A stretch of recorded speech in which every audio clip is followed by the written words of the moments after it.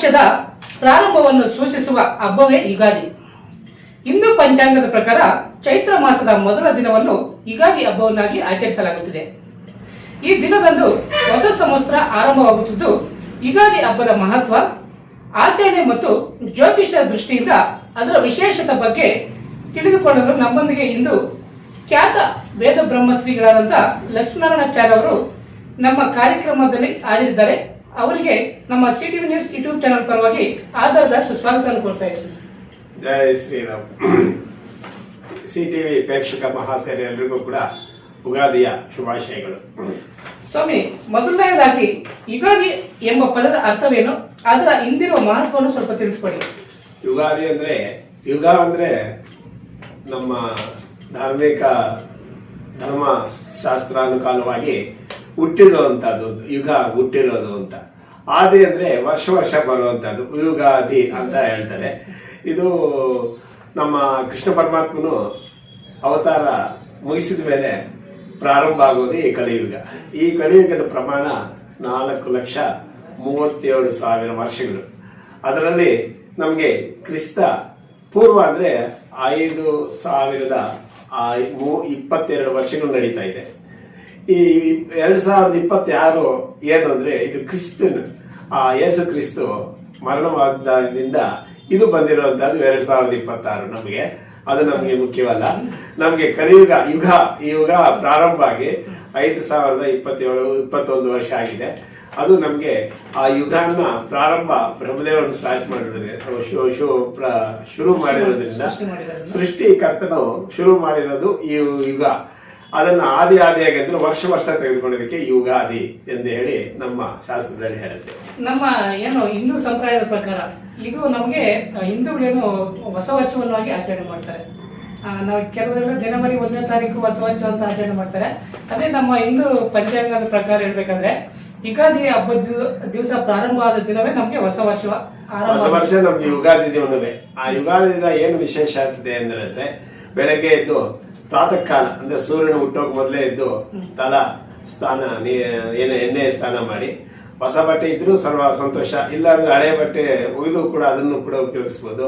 ಅದನ್ನು ಧರಿಸಿ ದೊಡ್ಡವರ ಆಶೀರ್ವಾದ, ಮೊದಲು ಗುರು ದೊಡ್ಡವರ ಆಶೀರ್ವಾದ, ಅನಂತರ ದೇವರ ದರ್ಶನ, ಇದು ಪಡ್ಕೊಂಡ್ರೆ ಆ ವರ್ಷವೆಲ್ಲ ನಿಮಗೆ ಶುಭವಾಗುತ್ತೆ.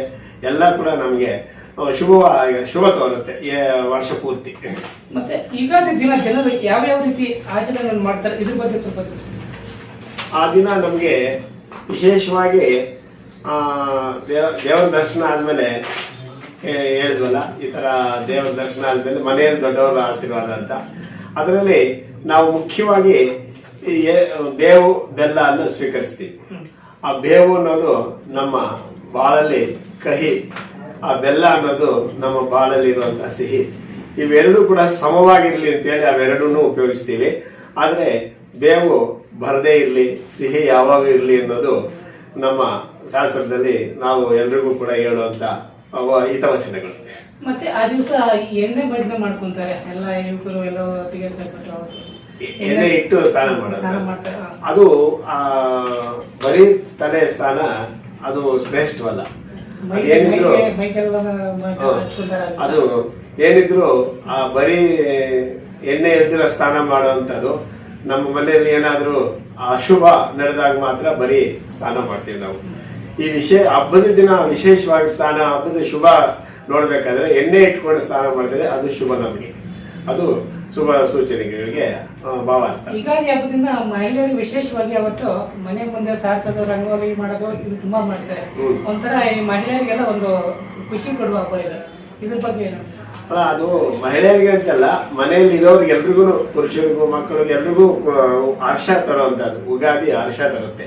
ಯಾವ ತರ ಅಂತಂದ್ರೆ, ಅದು ನಮ್ಮ ಮನೆಗೆ ಆ ದಿನ ಮಹಾಲಕ್ಷ್ಮಿ ಮನೆ ಒಳಗೆ ಸೇರ್ಬೇಕಾದ್ರೆ ಮನೆ ಮುಂದೆ ಮನೆಗೆ ರಂಗೋಲಿ ಇರಬೇಕು, ಹೊಸಲಿಗೆ ಅರಿಶಿನ ಕುಂಕುಮ ಇರಬೇಕು, ತುಳಸಿ ಗಿಡದಲ್ಲಿ ಹೂವ ಇರಬೇಕು, ತೋರಣ ಇರಬೇಕು. ತೋರಣದಲ್ಲಿ ಮಾವಿನ ಎಲೆ ಮತ್ತು ಬೇವಿನ ಸೊಪ್ಪು ಆ ಕಡೆ ಈ ಕಡೆ ಇಟ್ಟು ಸ್ವಾಗತ ಮಾಡೋದು ನಾವು ಮಹಾಲಕ್ಷ್ಮಿನ. ನಮ್ಮ ಮನೆಯಲ್ಲಿ ಯಾವಾಗ ಸ್ಥಿರವಾಗಿರಮ್ಮ, ಈ ವರ್ಷ ಮುಂದಿನ ವರ್ಷ ನಮ್ಮನ್ನು ಚೆನ್ನಾಗಿ ಇಟ್ಟಿದ್ರಿ, ಈ ವರ್ಷ ಅದಕ್ಕಿಂತ ಇನ್ನೂ ಚೆನ್ನಾಗಿ ಇಟ್ಟಿರಮ್ಮ ಅಂತ ಹೇಳ್ಬಿಟ್ಟು ಆಯಮ್ಮನ ಸ್ವಾಗತ ಮಾಡೋಕ್ಕೋಸ್ಕರ ಆ ಮನೆ ಬಾಗಿಲಿಗೆ ಅವೆಲ್ಲರೂ ನಾವು ಜೋಡಿಸ್ತೀವಿ. ಮತ್ತೆ ವಿಶೇಷವಾಗಿ ಯುಗಾದಿ ಹಬ್ಬದಂದು ಈ ಪಚ್ಚಡಿ ತಿನ್ನುವ ಪದ್ಧತಿ ಇದೆ ಸರ್, ಯುಗಾದಿ ಪಚ್ಚಡಿ ಅಂತ ಅದಕ್ಕೆ ಏನ್ ಮಹತ್ವ ಇದೆ ಸರ್? ಆ ಪಚ್ಚಡಿ ಅನ್ನೋದು ನಮ್ಮ ಕರ್ನಾಟಕ ಸಂಪ್ರದಾಯವಲ್ಲ, ಅದು ಆಂಧ್ರ ಸಂಪ್ರದಾಯದಲ್ಲಿ ಉಪಯೋಗಿಸ್ತಾರೆ. ಬೇವು ಬೆಲ್ಲ ಮಾತ್ರ ನಮ್ಮ ಕರ್ನಾಟಕದ ಸಂಪ್ರದಾಯ. ಅದನ್ನು ನಾವು ಬೆಳಗ್ಗೆ ಎಲ್ಲ ಆಚರಣೆ ಮಾಡಿ ಸಂಜೆ ಆ ಊರಿನ ಮುಂದೆ ಕುಳಿತು ಊರಿನ ಜನ ಎಲ್ಲ ಸೇರಿಸಿ ಅವರಿಗೆ ಅವರವರ ರಾಶಿ ಫಲಗಳೆಲ್ಲ, ಆ ವರ್ಷದಲ್ಲಿ ಯಾರು ರಾಜ, ಯಾರು ಮಂತ್ರಿ, ಯಾರು ಮೇಘಾಧಿಪತಿ, ಯಾರು ಗಿಡಗಳು ನಡೆಸ್ತಾರೆ ಅವೆಲ್ಲ ಓದಿ ಆ ವರ್ಷದಲ್ಲಿ ಯಾರಾದ್ರೂ ರಾಶಿ ಫಲದಲ್ಲಿ ಯಾರಾದ್ರೂ ತೊಂದರೆಗಳಿದ್ರೆ ಈ ತರ ನಿವಾರಣೆ ಮಾಡ್ಕೊಳ್ಳಿ ಅಂತೇಳಿ ಆ ವರ್ಷದಲ್ಲಿ ಪ್ರತಿ ಗ್ರಾಮದಲ್ಲಿ ಕೂಡ ದೇವಾಲಯದಲ್ಲಿ ಪಂಚಾಂಗ ಓದಿ ಅವರಿಗೆ ಪಂಚಾಂಗ ಶ್ರವಣವನ್ನು ಮಾಡುತ್ತೇವೆ. ಇದು ವಿಶೇಷ. ಮತ್ತೆ ಜ್ಯೋತಿಷ್ಯ ದೃಷ್ಟಿಯಿಂದ ಹೇಳ್ಬೋದಾದ್ರೆ ಯುಗಾದಿ ದಿನದ ವಿಶೇಷತೆ? ಯುಗಾದಿ ಅಂತಂದ್ರೆ ಅದು ನಮ್ಮ ಯುಗಕ್ಕೆ ಪ್ರಾರಂಭವಾಗಿರುವಂತದ್ದು. ಯುಗ ಅಂತಂದ್ರೆ ವರ್ಷ. ಈ ವರ್ಷದಲ್ಲಿ ಪ್ರಾರಂಭ ಆಗುವಂತದ್ದು ವರ್ಷಗಳು 60 ವರ್ಷಗಳು. 60 ವರ್ಷದಲ್ಲಿ ಪ್ರಥಮ, ದ್ವಿತೀಯ, ತೃತೀಯ ಈ ತರ ವರ್ಷಗಳು 60 ವರ್ಷಗಳಿದೆ. ಆ 60 ವರ್ಷದಲ್ಲಿ ಒಂದೊಂದು ವರ್ಷಕ್ಕೆ ಒಂದೊಂದು ಹೆಸರಿದೆ. ಅದರಲ್ಲಿ ಈ ಬರುವಂತ ವರ್ಷ ಪ್ರಭಾವ ನಮ್ಮ ಸಂವತ್ಸರ ತುಂಬಾ ತುಂಬಾ ಚೆನ್ನಾಗಿರುವಂತದ್ದು. ಆದ್ರೆ ಈ ವರ್ಷದಲ್ಲಿ ಆ ವರ್ಷದ ಉಗಾದಿನ ಪಂಚಾಂಗ ಇಟ್ಟು ದೇವರ ಮುಂದೆ ಪೂಜೆ ಮಾಡಿ ಆ ದಿನ ಅದರಲ್ಲಿರೋ ವಿಶೇಷವೆಲ್ಲ ನಿಮಗೆ ಮುಂದಿನ ವಾರ ತಿಳಿಸ್ಕೊಡ್ತೀವಿ. Okay sir. ಹೊಸ ವರ್ಷದಲ್ಲಿ ಜನರು ಏನ್ ಮಾಡಬೇಕು ಎಂಬ ಸಂದೇಶವನ್ನು ನೀವು ನೀಡ್ತೀರಿ ಸರ್? ಹೊಸ ವರ್ಷದಲ್ಲಿ ಎಲ್ಲರೂ ಕೂಡ ಅವರವರು ತುಂಬಾ ಅಂತಂದ್ರೆ ಯಾವಾಗೂ ದೊಡ್ಡವರಾಗ್ಲಿ ಒಳ್ಳೆ ದೊಡ್ಡವರ ಆಶೀರ್ವಾದ ಮೊದಲು ಪಡಿಬೇಕು. ನಮ್ಮ ಶಾಸ್ತ್ರ ಎಲ್ಲ ಏನ್ ಹೇಳುತ್ತೆ ಅಂತಂದ್ರೆ ಮೊದಲನೇದಾಗಿ ಮಾತೃಭ್ಯೋ ನಮಃ, ನಮ್ಗೆ ಜನ್ಮ ಕೊಟ್ಟವರು ಅವ್ರು ಏನು ಕೊಟ್ಟರು ಅವ್ರ ಋಣ ತೀರ್ಸಕ್ಕಾಗಲ್ಲ. ಅದಂಗಾಗಿ ಮೊದಲನೇ ಸ್ಥಾನ ಬ್ರಹ್ಮ ತಾಯಿಗೆ, ಮಾತೃದೇವೋಭವ. ಅದಾದ ನಂತರ ಆ ಸೃಷ್ಟಿಗೆ ಕಾರಣ ಆಗಿರೋರು ಪಿತೃದೇವೋಭವ, ತಂದೆಯವರಿಗೆ. ಆಮೇಲೆ ಆಚಾರ್ಯರು ಅಂದ್ರೆ ಗುರುಗಳಿಗೆ. 4ನೇ ಸ್ಥಾನದಲ್ಲಿ ನಮ್ಗೆ ಅತಿಥಿ ದೇವೋಭವ ಅಂದ್ರೆ ನಮ್ಮ ಮನೆಗೆ ಬಂದಿರುವಂತ ನೆಂಟರು ಅವ್ರಿಗೆಲ್ಲ ಕೂಡ ಊಟ ಉಪಚಾರಗಳು ಕೊಡುವಂತದ್ದು ನಮ್ಮ ಸಂಪ್ರದಾಯ, ನಮ್ಮ ಹಿಂದೂ ಸಂಪ್ರದಾಯ. 5ನೇ ಸ್ಥಾನದಲ್ಲಿ ಭಗವಂತನಿರ್ತಾರೆ ನೋಡಿ. ಇವರು 4 ಜನ ಮುಂದೆ ಬಿಟ್ಟು 5ನೇ ಸ್ಥಾನದಲ್ಲಿ ಭಗವಂತನಿದ್ದು ನಮ್ಮನ್ನೆಲ್ಲ ಕಾಪಾಡ್ತಾರೆ. ಮಾತೃದೇವೋಭವ, ಪಿತೃದೇವೋಭವ, ಆಚಾರ್ಯ ದೇವೋಭವ, ಅತಿಥಿ ದೇವೋಭವ, ಆಮೇಲೆ ದೇವೇಭ್ಯೋ ಅಂತ ದೇವರು ಇವ್ರನ್ನ ಬಿಟ್ಟು 4ನೇ ಸ್ಥಾನದಲ್ಲಿ ಇರ್ತಾರೆ. ಆದ್ರೆ ಭಗವಂತನ ಇವ್ರು ಬಿಟ್ಟಿದ್ದಾರೆ ಅಂದ್ರೆ ಇವರಿಗೆಲ್ಲ ಎಷ್ಟೊಂದು ಪ್ರಾಮುಖ್ಯತೆ ಇರಬೇಕು. ಭಗವಂತನ 5ನೇ ಸ್ಥಾನದಲ್ಲಿ ಇವ್ರು ಬಿಟ್ಟಿದ್ದಾರೆ ಅಂದ್ರೆ ಇದು ಉಗಾದಿ ದಿನ ಪ್ರತಿಯೊಬ್ರು ಮಾಡಿದ್ರೆ ಹೊಸ ಬಟ್ಟೆ ಹಾಕೊಂಡು ಹೋಗೋದು ಬರೋದು ಅವೆಲ್ಲ ವಿಶೇಷ ಇರುವಂತದ್ದೇ. ಆದರೆ ಇವು ಪದ್ಧತಿಗಳು ಇವು 4, 5 ಕೂಡ ಸಾಧನೆ ಮಾಡಿದ್ರೆ ವರ್ಷ ಪೂರ್ತಿ ಅವರಿಗೆ ಹರ್ಷ ಇರುತ್ತೆ ಅಂತೇಳಿ ಹರ್ಷವಾಗಿರ್ತಾರೆ. ಎಲ್ಲಾನು ಅವ್ರಿಗೆ ಅನುಕೂಲ ಇರುತ್ತೆ. ದೇವಭಕ್ತಿ ಮತ್ತೆ ದೇವಸ್ಥಾನಗಳಿಗೆ ಹೋಗ್ಬೇಕು ಅನ್ನೋದು ಹೌದೌದು ನಿಜ. ಈ ವರ್ಷ ಏನು ನಾಳೆ ಯುಗಾದಿ ಹಬ್ಬ ದಿವಸ ಒಳ್ಳೆ ಮನಸ್ಸಿಟ್ಕೊಂಡು ಒಳ್ಳೆ ಕಾರ್ಯಗಳು ಮಾಡಿದ್ರೆ ಅವರಿಗೆಲ್ಲ ವರ್ಷ ಪೂರ್ತಿ ಒಳ್ಳೇದಾಗುತ್ತೆ ಅನ್ನೋ ನಂಬಿಕೆ ಕೂಡ ಹಿಂದೂ ಸಂಪ್ರದಾಯದಿರೋದು. ನಮಗೆ ಶುಭ ತೋರುವಂತದ್ದು ಅಂದ್ರೆ ಒಳ್ಳೆ ಮನಸ್ಸಿನಿಂದ ಪ್ರತಿಯೊಂದು ಕಾರ್ಯಕ್ರಮ ಶುಭವಾಗಿ ನಡೆಸಿದ್ರೆ ಅವ್ರಿಗೆ ವರ್ಷವೆಲ್ಲ ಶುಭವಾಗಿ ಇರುತ್ತಿದೆ ಅಂತೇಳಿ ನಾ ಪ್ರೇಕ್ಷಕರಿಗೆಲ್ಲ ತಿಳಿಸ್ಕೊಡ್ತಾ ಇದ್ದೀನಿ. ಓಕೆ, ಈಗ ಯುಗಾದಿ ಹಬ್ಬವು ಕೇವಲ ಹೊಸ ವರ್ಷ ಮಾತ್ರವಲ್ಲ, ಜೀವನದಲ್ಲಿ ಬರುವ ಎಲ್ಲ ಅನುಭವಗಳನ್ನು ಸ್ವೀಕರಿಸುವ ಸಂದೇಶವನ್ನು ನೀಡುವ ಹಬ್ಬವೂ ಕೂಡ ಹೌದು. ಈ ಹೊಸ ವರ್ಷ ಎಲ್ಲರ ಜೀವನದಲ್ಲಿ ಸಂತೋಷ, ಸಮೃದ್ಧಿ ಮತ್ತು ಯಶಸ್ಸನ್ನು ತರಲಿ ಎಂಬ ಆಶಯದೊಂದಿಗೆ ನಮ್ಮ ಸಿಟಿವಿ ನ್ಯೂಸ್ ಚಾನೆಲ್ ವತಿಯಿಂದ ನಿಮಗೆಲ್ಲರಿಗೂ ಮತ್ತೊಮ್ಮೆ ಯುಗಾದಿ ಹಬ್ಬದ ಆರ್ಥಿಕ ಶುಭಾಶಯಗಳು.